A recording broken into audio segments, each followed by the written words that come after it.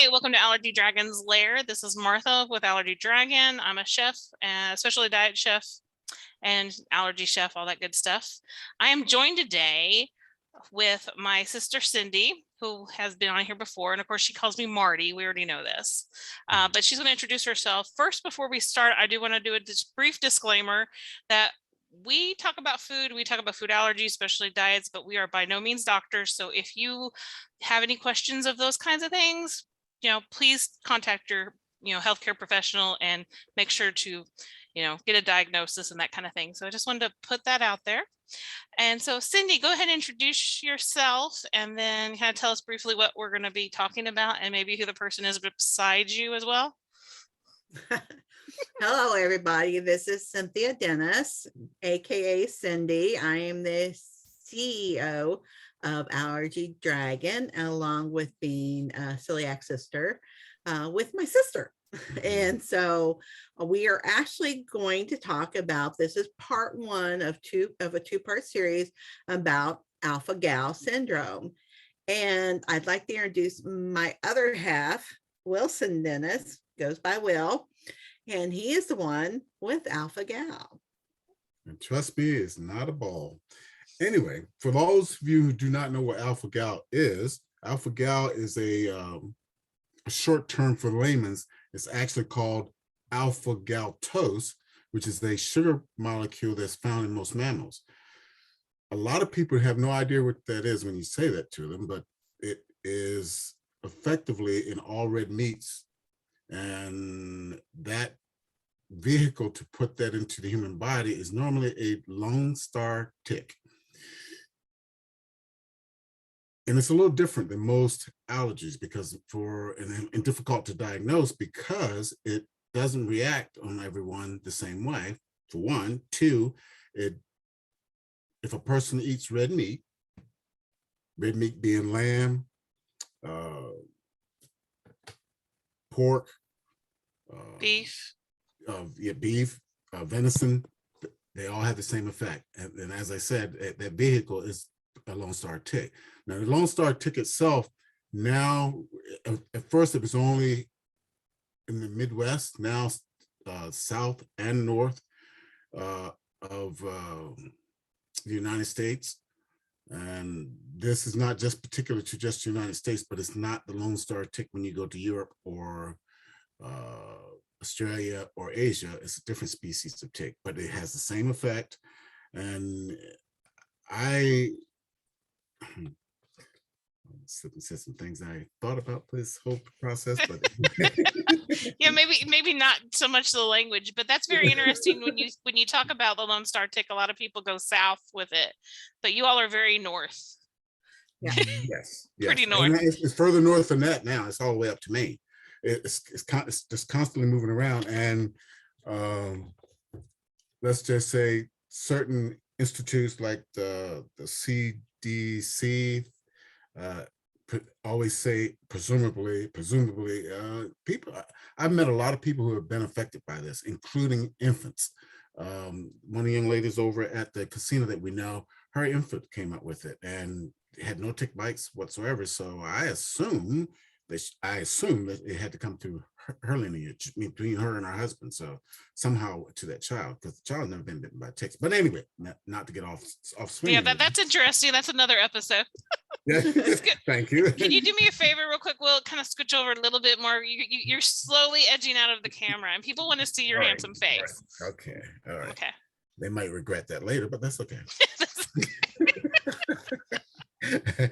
All right. Anyway, Alpha-Gal Syndrome is that's the nomenclature for it. Alpha-Gal Syndrome or Alpha-Gal allergies. You may hear one or the other. As I said, it's a allergic reaction to red meat, and that's transmitted via ticks. And that's really interesting that you know way more about Alpha-Gal than I do because you have it. Mm-hmm. And so thank you for all of that. Is there any other parts of it that we should know, like exactly what Alpha-Gal is? I mean, I think does cheese affect you as well? Yes, that's another thing. I've only, with you and Cindy's help, I identified being Alpha-Gal, having Alpha-Gal syndrome roughly a year ago, but I think I had effects of it long ago because there's certain allergic reactions that you get. In my case, I was getting eczema in my hands so bad that it looked like my hands were just decaying right on my hands. That was the worst looking thing ever. I also get a swollen lip. Well, let me go through these symptoms, reactions for you. Get Sure, yeah, that'd be great. hives, itchy rashes, eczema, nausea, vomiting, heartburn, indigestion, diarrhea, coughing, shortness of breath, difficulty of breathing. For some folks, you get low blood pressures as well. I don't get that yet. Swelling of the lips, throat, tongue, eyelids, dizziness, faintness, and serious stomach pains. And as I said before, it's difficult to diagnose because some people eat red meat and then maybe in 2 hours they get affected, maybe in 8 hours they get affected. But and it's not, you don't always react to it. I mean, there's certain things like you said, cheese. Some I can eat and some I can't, but so now I just don't want to eat it at all because it's just a miserable feeling to be itchy and I always show two little, you call it, I call them eczema tags, and I got two, one on my leg and one on my hip. And whenever they get a little itchy, I know I've been affected one way or another, even if it's just cross contamination. That's like your little early signing or detection. Yeah. So you've roughly had it about a year now that you know 100% diagnosis wise? Via blood test. By blood test, yeah. However, I got to tell you, my journey to finding out before you and Cindy brought this to my attention that it was Alpha-Gal syndrome, I went to my general practitioner. I went through the loop. I went to the allergist, what they call them, ENTs, went to them, and I asked questions about it. I guess I'm a doctor's worst nightmare because I asked a lot of questions. I want to know things. I want to know what's going on within my body and on my body. And I can't say the allergist got offended, but when I called and asked about the Alpha-Gal syndrome, I never got a call back from the doctor. They never really gave me any information. I had to go find this information. And I'm not kicking the medical field around or anything. But then when I went to go get the blood test from my doctor, he's going to give me this whole spill about, well, you know, the FDA doesn't approve this test. I'm like, wait a minute. You talking, this is exactly what I said to him. It's a multi-billion-dollar enterprise worldwide. Do you think they want people to know about a red meat allergy? He got quiet. So I said, I want the test. And he went ahead and got the test. And I was 100% positive for Alpha-Gal. And yes, on that test, it said not approved by the FDA. Okay. Didn't take any win for my sales, but okay. Anyway, well, I had a couple more things I want to share with folks. Oh, if you are like myself and you're outdoors a lot, and that's not the first time I had been bitten by a tick, and I'm assuming because my face had been swelling in the past, as long as Cindy has known me anyway, my face would just in a minute. I mean, oh really? It would swell up. That is one of the symptoms about your lip, and particularly my lip would just swell up. That is one of the symptoms that they talk about as one of the reactions. And I think I was Alpha-Gal candidate then. And that, because I'm always in the woods, I'm always out in the yard, I'm always in the garden. And even though I wore long sleeves and long pants and long socks when I'm out there, the time I got bit by the last tick where I recognized that I had a condition, I was in the house. I mean, in my garage. I was in the garage doing a run, and something felt like it bit me. I just brushed it and went on back to running. And 2 or 3 days later, I just kept rubbing my leg because it was itching, and I finally found that tick. I had already killed it by scratching. And of course, being the macho man, I yanked it right on off, which I shouldn't have done. And if that's another thing, if you find a tick, or if you're out in the backyard and you find you do those things I said, like wear long sleeve clothing, a thin cotton long sleeve shirt, because sometimes it's really warm out when you're working in the garden or in the yard, to prevent yourself from getting stung, ticks, and so forth. And when you come in, examine your clothing, leave them in the garage or something just in case they do have ticks on them. And then after you take a shower, do a thorough tick examination on yourself, because I mean, the one I had on me was so small, it was kind of frightening because it buried itself into my skin pretty well. And children particularly, because they, you know, they will not pay that. They might just and go back to playing. And my backyard is right up to 15 acres of very thick forest that belongs to my neighbor. So and another thing that they don't show on here, treat your grass in the summertime to reduce any animals that may, any insects that may be in your grass, ticks. I had a problem with red velvets, things of that nature, just to keep your yard free of insects that you don't really need or that like more. Well, those are good points to keep away from you know, from getting hopefully bit. But even if you did find out that you got bit by a Lone Star tick, it's really just, there's really no cure for it. You're going to probably develop the disease or not. Like, how do they deal with that? That's one thing I found in my research. Is not, say you and I in the same environment, we both get bit by the same ticks, and I may get it and you may not. They found that a lot. They really don't know, and I really don't know how deep of research they're really doing into it. But everything I've read has said that some people may get it, some may not, some may react to certain things. And when I say, I've said earlier about red meat, you really need to pay attention if you think you're AGS candidate. You might want to be real cautious about all the different things you eat, some of the medications you use, because some of them have gelatins in them with our animal products, all those type of things. And your reaction may differ than mine. I have a very mild case of it. Some people can't breathe. That you may get an anaphylactic shock from it. You just don't know. You just don't know. And it varies from person to person. And just as you said, I've heard a lot of people say that, I know people that have gotten it and cured themselves of it. No, it's only one way to cure yourself of it: not eat red meat and stay away from products that have red meat in it, or Alpha-Gal, I should say. Yeah, definitely something that's very interesting because it's still very new, really relatively very new for the allergy community in itself.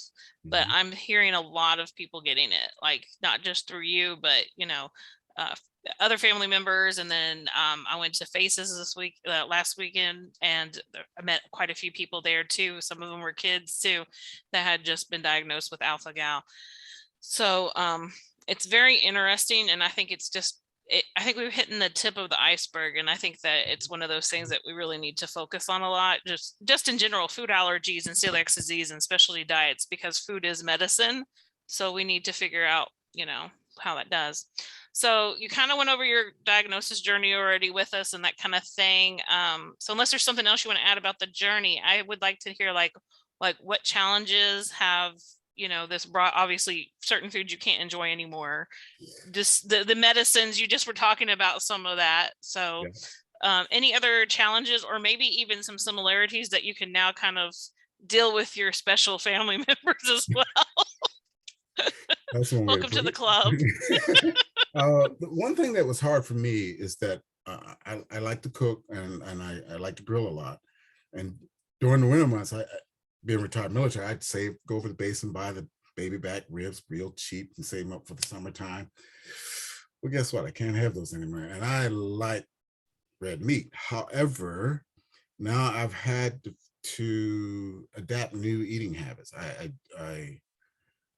On top of that, I'm a type 2 diabetic, and I have to watch what I eat anyway. So now I got to watch any red meat that I eat. And not that that bothers me a great deal, as long as they don't take. The biggest thing is cheese for me. The biggest thing, not just the red meat. The biggest thing is cheese, because I eat cheese 24/7, and not anymore, because now And the longer I stay away from mammal products, I react. I find that I react quicker now than I did before. I get it. It feels like something's crawling all over me, and I say, "Oh, here we go." So that's probably the worst thing for me. It's just that I can't eat any red meat that I want to eat. I have to eat mostly seafood and fowl. Yeah. What the young lady call it? Feathers and fowl. Yeah. Feathers and feathers and Feathers and fins. feathers and Feathers and Alright, fins. Yeah, I was feathers and thinking feathers and fins. Feathers I and do fins. see that fins. there's I'm sorry. I do see that there's a couple people watching on Facebook. So remember, you can actually comment with questions. It is delayed, but you know, we will get to them if you do comment anything. Last time it like froze up on us and we got like a whole bunch of comments on there towards the end. I was like, wait a minute, we got people. I think one of the biggest challenges is when you go out to eat and there's places Yes, where they have yes. red meats. Sometimes they don't always have like separate stations. So you have that ability to cross contaminate with red meats and chicken and seafood Yeah, and stuff yeah. like that. So that's really challenging to eat out even more so now. Yeah. Well, And we've been trying to do better just eating at home. Yeah, Just fixing our own very- stuff and eating at home. eating out is anymore. very expensive anymore. So. And, well, it's expensive, but it's also like, okay, well, yeah. Well, with food let's not get allergies, sick. with food allergies in general, I mean, you take a chance going out to eat anyway, because I mean, they're very in a hurt, got a overrun of people in the restaurant for whatever reason, whatever holiday. They don't pay that in mind. They'll tell you, oh no, it's not cooked on the screen. They're putting everything on that grill, and you're taking a chance of being cross-contaminated. And that's usually when I feel a cross-contamination attack come in. Is when we go out to eat somewhere. Oh yeah. You're gonna definitely have a higher chance of it happening in a restaurant. And I always tell people, being the fact that I was in this food service industry, I always call ahead and I always try to talk ahead of time, because the worst thing to do is like to just show up.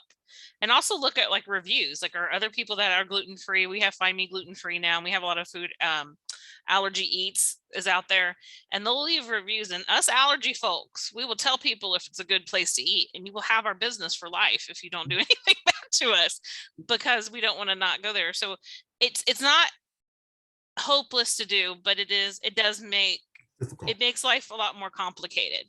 But once you find that place that you love, and then you just keep going back and back and back, and so that's when that's why everybody should be excited to have food allergy people. They're not, but yeah. But once you start going into proteins and you start going into different things that are not in the quote top 8 or what's top 9 now, it becomes harder and harder to eat out, because people just don't think about us people outside of the top 9 as much. And Cindy, how did you feel when Will got diagnosed? Like, were you kind of like, oh, thank you, we got answers, but then also, hey, look, we're in the same boat together, honey? Well, it was good to get answers, because it was kind of scary. I mean, literally to see him in the state that he was, because we also at the time he was thinking it was fleas. Yes. It was fleas, because we had our little rug rat Rocky, our cat, had fleas. And so we had a little bit of a flea infestation. We did all that, and he just kept saying, it's fleas, it's fleas. I still feel like we have bombed this place to a point of there can't be anything left. But it just the quality of his hands were just looked like they were being eaten from the inside out. And it was devastating to watch, and he was miserable. And it was getting the diagnosis, because we were having the conversation, and it was like finally clicked. And I had heard about this a long time ago in England. Actually, was a documentary on the BBC about England, with they dealing with the Alpha-Gal Syndrome issue up in England. And so it was like, oh my goodness. And then just find it, and then we go, oh, okay. But then that kind of impacts me. Now I can't, like, I only eat red meat when we do go out. So I've had to learn, which is not a bad thing. You learn to just eat chicken and turkey and seafood and things like that. But, it's like, well, he already knew how it felt. He was kind of gave up certain things for me as well. So it Yeah, kind of true. works. So It works. it works. We've learned to enjoy certain things together. But now he's like thinking he's going to have to give up cheese. And I'm like, oh no, my macaroni and cheese. And you know, he says, well, you can make your mac and cheese. I'm like going, okay, but I need to make something for you. Exactly. It's okay. The sister-in-law will have you covered for a vegan mac and cheese and make a really good one too. So, yeah, so I always say it like whenever anybody gets diagnosed with an allergy, the whole family has it. And so spouses Pretty have to much. take it on, you know. Don couldn't find it because he was going to wear it to the convention this weekend, which was he couldn't find a shirt that said celiac by marriage on it. But so yeah, he became a celiac by marriage, and then you became Alpha-Gal by marriage. So yay, it's fun. We're all together. Well, Vesper, you know, does not have Alpha-Gal, and so when they go outside, and they love to go outside, and I'm always like on them because I'm like, you can't afford to lose any more food. And they are, because they already can't have pork. They have an actual allergic reaction to they have the protein in the pork itself. Beef they're okay with. You know, fish and shellfish they can't even be around. So, you know, it makes it very fun when we're all together. As we've learned. As we've learned a couple weekends ago. But it's still doable. Like that's the thing. You're still able to have delicious food. You just have to figure out what you can have and then just, you know, make it delicious, which is always there. Like, oh, that's easier said than done, but it's not. It can happen. It can happen. Yeah. I proved it. You all have proved it. Yeah. Yeah. It's not easy, but that's just the initial shock of it. You have to get used to what you can and cannot eat. And I'm getting older too. So I just, and your immune system gets weaker and weaker as you get older. So I just don't want to take a chance because you never know how you may react later. And I'll just back away from it all slowly until I find a substitute. She said the same thing you said. She, I'll just find a way to make a vegetarian macaroni and cheese. Okay. It's okay. But I really miss it. But I think you also have to have that. I used to call it mommy meltdown if you were the caretaker, the mother. But I think you have to have that personal meltdown of like, this sucks. This completely sucks. Why me? I think you have to have those questions and those moments and then rise up above it. But I think you have to have that pause in that moment and kind of like say goodbye to your old life. It's because it really is a change. And I think you have to really kind of mourn it a little bit. I know people are like, you're mourning food. I'm like, no, you're not really mourning the food. You're mourning your life the way it used to be. And that's like Alpha-Gal. And I think the only thing I can kind of equate it to is kind of late celiac disease diagnosis for me, like me and Cindy.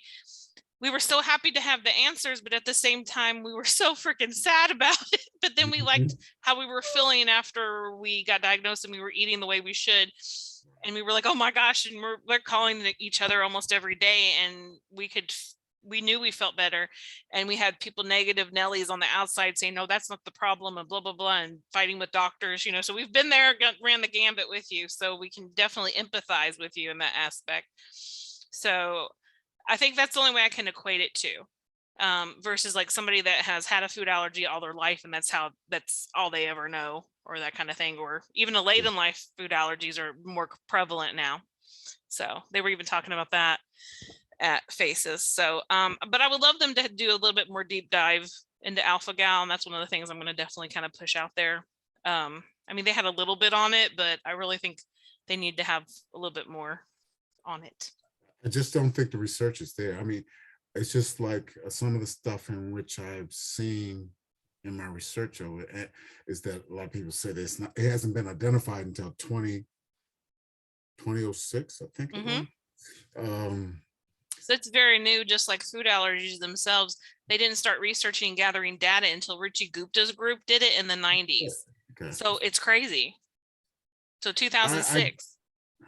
Well, yeah, like I said, it just amazes me that, but I can see where Alpha-Gal could be an issue because no two people react the same way. And your reaction, it can be anywhere from 2 to 8 hours before you show any signs of being allergic to something. For some, it can be more severe for others. Mm-hmm. Mine is not that bad, but I just don't want to take that chance. I just don't.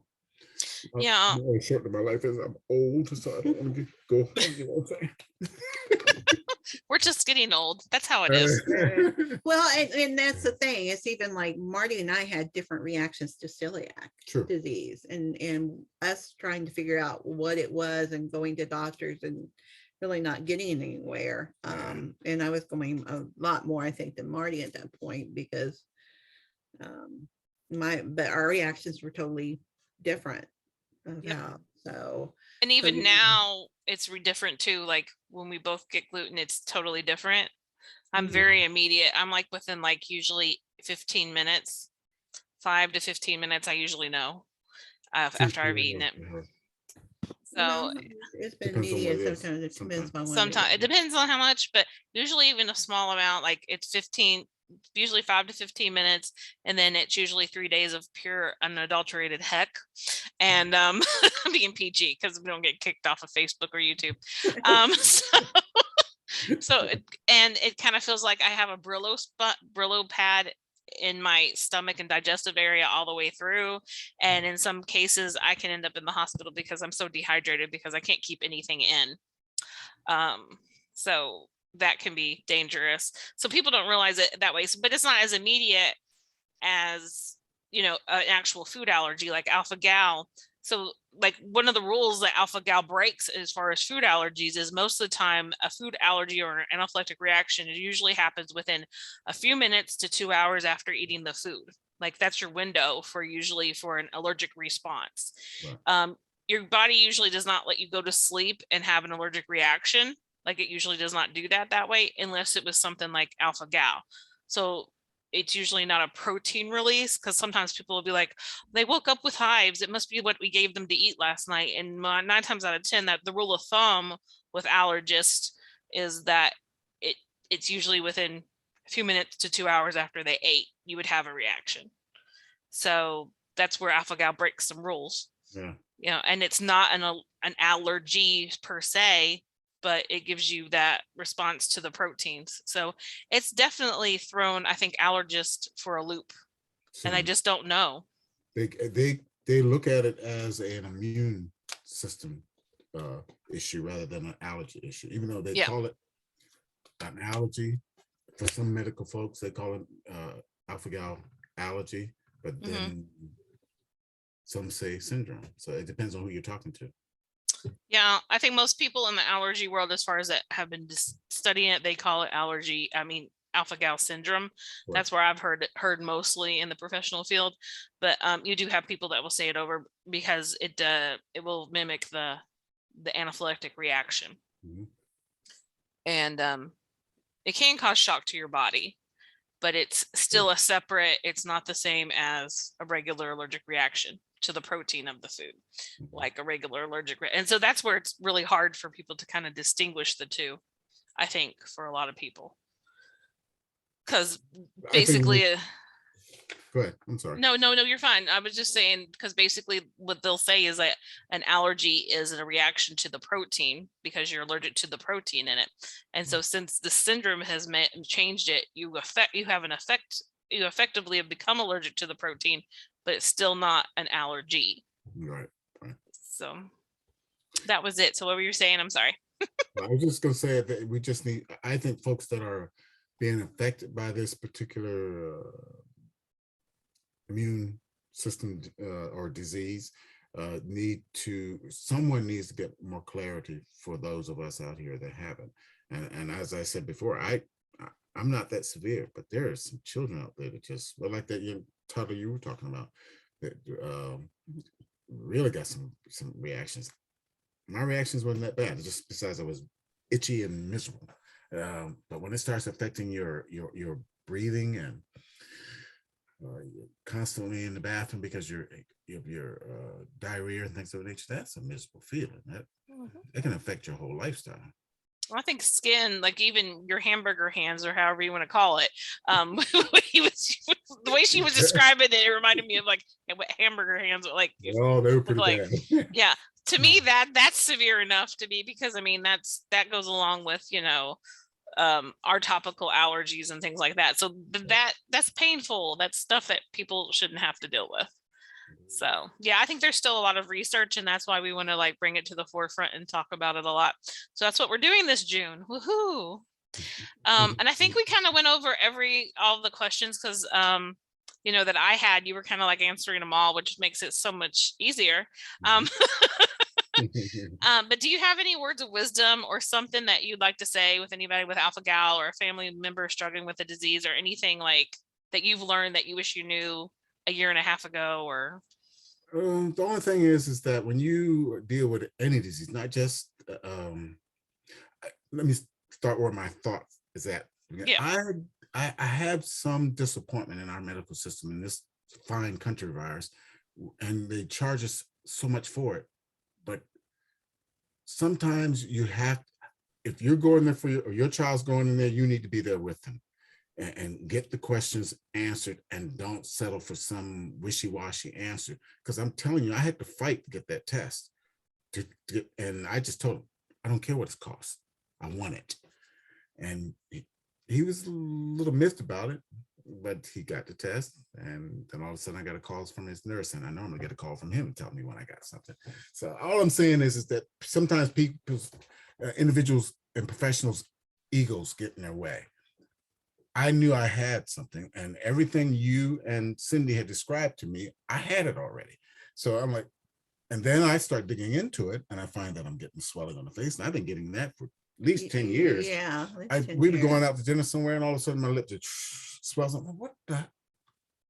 And it was from, I still say, and it's called out in some of the effects of what I get now. I just say you need to have an advocate in that office with you, because you may be in a miserable state.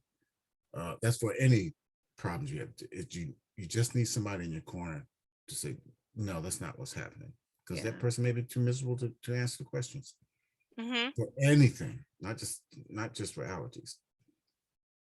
Yeah, I always say that too with I know you're with the medical field, and that's not to say that all medical field people are bad. I work in the medical field too, and there are some great people, but I've had the same struggle and I've felt not listened to. So anytime you don't feel like you're being listened to, have that person with you. And same thing when you're out there ordering food. I always say that advocates need to be there too, because sometimes you're just tired and you're like, I'm just not going to eat because they bring that salad and it has croutons on it.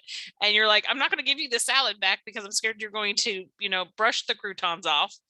And that's when I get sarcastic and say, would I, you know, if I covered it with, you know, cyanide and then I brushed it off, would you eat it? It's essentially the same thing. But, you know, people are like, you're just extreme. No, I'm being real. Well, I just don't think people have the passion, compassion for that, because it's not them. And it's just like in the restaurant business, they're thinking about the bottom line. If a person gets sick in your restaurant, guess what? Now people are like, what happened? Why did they start vomiting? You want to make sure those people don't get sick, because that's just there's too many avenues for them to advertise against you in the restaurant and whatever. But anyway, all I'm saying is, as we have already said, is just even in the restaurant for ordering food. Give you a perfect example. For the longest time, her and I would go out and I'd order, and she said, honey, you can't have that. Oh yeah, that's right. Because I forget. Yeah, you would get ready to order something. I was like, you can't have that. You need, you know. So that was a lot of change for him to do. And I know how that feels, having to give up everything. And I think one of the things is you just have to keep knocking those doors down when you don't have an answer, and when they use something else against you, like if they come at you with, well, if you lost your weight, you wouldn't have these issues. If you did this, you wouldn't have your issues. You just kind of keep knocking on the door, and sometimes you have to leave that doctor and find another doctor, and just keep knocking on those doors, and don't give up, and talk to other people.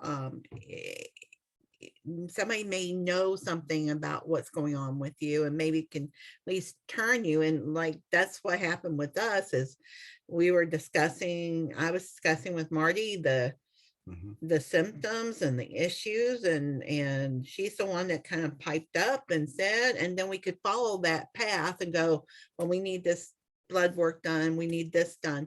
So sometimes even just talking to your family members or people you know, or other people in the allergy world or something, if you think it could possibly be something that you're not getting an answer from the medical field or a direction, that, you know, oh, well, now we know we have a new path we can go, and we can go get those tests done and get it taken care of and see if that yes or no. Yeah, because I had the same thing with celiac disease too, and like you said, the worst thing that could happen is you get a negative, and then that's not that, then you can go find out if that is what you have.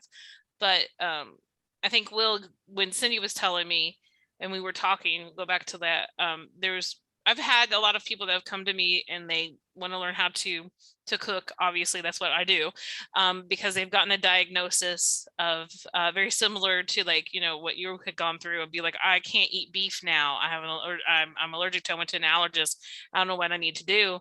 And then we start talking more, deep diving into it. And then that's when I usually say, you know what? You kind of sound like you may possibly have this. Obviously, I'm not a doctor. I know a shape or form am I a doctor, but I'm like, maybe you should go follow up and have it done. And I've had quite a few people that have come to me like that. And out of I know 4 people out of the few that have come to me and I have pointed it out to me have actually gone and gotten the test done, and they've actually been positive. And it's not about being right, it's about them having answers, so I'm glad I was able to point them in that direction. But you're right, like using your resources, and just if I'm an individual and I'm talking to you individually, I will give you my opinion. Obviously you can take it and run with it, or you can just be like whatever. So but I know that kind of happened for you. You were kind of like, you have a beef allergy, go on about your life, right? Yeah, it's kind of like it was heartbreaking, but nonetheless, I got past it. And adapting to eating more what we said, Feathers and fins. That didn't hurt my feelings, because I like seafood just as much as I like red meats. But he didn't want to lose his nuts, though. That didn't come across right, that. Sorry. Okay. Well, anyway, I had all kinds. I got his love of peanuts, almonds, those nuts. As a matter of fact, I asked him to test me for that too. I said, make sure. And she said, "Oh, thank you. At least I didn't lose them." Yeah, at least I didn't lose that. Yeah, because Cindy had lost the peanuts before. So anyway, there's a loss of nuts no matter what we do. Okay. I can't eat any type of nut that's not pulverized into a paste. So anyway, and that's just because of digestion. It has absolutely nothing to do with food allergies for me on the nuts anyway. So I totally understand that the not wanting to lose any more food. And some days I'm like, if I lose any more, but yeah, it's like, but there are people that do lose quite a bit and have to have EOE and end up being on formula. I mean, have a G tube. I mean, it's out there. It's just not talked about a lot, but that's another story for another day. So hopefully we don't lose too much more food. So yeah. So yeah, I miss seafood. I really do miss seafood. And I don't eat it obviously because we can't have it in the house at all. So if I go out somewhere, that's where I will usually eat fish out is like my go-to thing. I'm usually the one eating fish. I'm like, I want fish. And it's not to make Vesper feel bad. I obviously don't want them to eat that. I don't want it anywhere around them because it could cause such a harm to them. Right. So but it's the truth. You do miss certain foods, especially when you're already limited yourself. But I always sit there and go, but they miss the food even more 9 times out of 10 because they've had it before. So Vesper loves shrimp, like they loved all the foods they can't eat pretty much. So I get the evil eye when I eat pasta around her. That's all right. I'll eat my gluten-free pasta.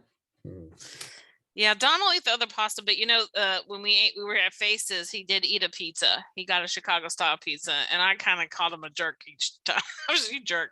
It's Every okay. time I took a bite, huh? Yeah, this is a jerk. Yeah, I probably would feel the same way. Oh my gosh. I never got to have a Chicago style pizza. Oh, So they are Me very good. either.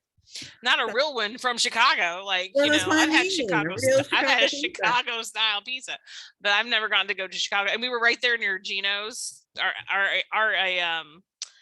You've probably Google them. You will know it's a very famous restaurant in Chicago, known for their pizza and stuff. And they are right. They were right beside the hotel, and we were like, yeah. And he's like, guess where I'm going? Because he went there last year, or 3 years ago in 2019 when we got to go. Well, I don't think I have any more questions about Alpha-Gal that I can think of. Cindy, do you have any other questions for our guest that is right beside you since you live it every day? I really want to say thank you, Will, for coming on and explaining this stuff to us. Yeah, I think it's very important. No, I don't have anything else to add. I think we've pretty much covered everything.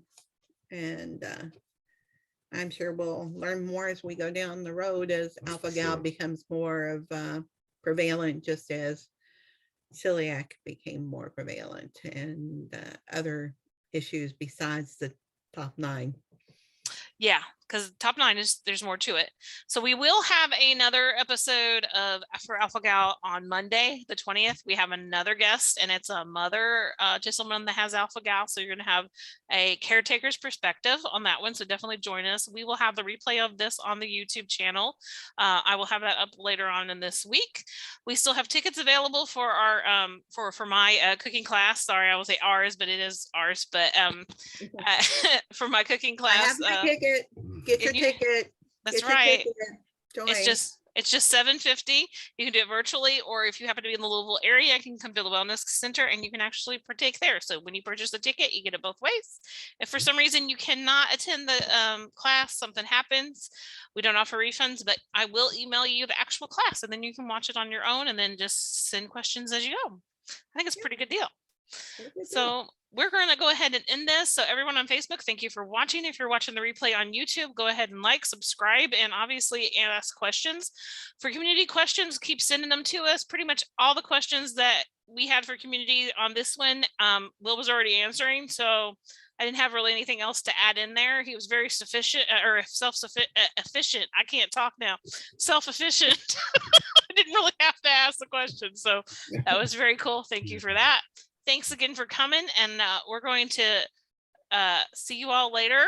Bye. Bye. I'm going to stop the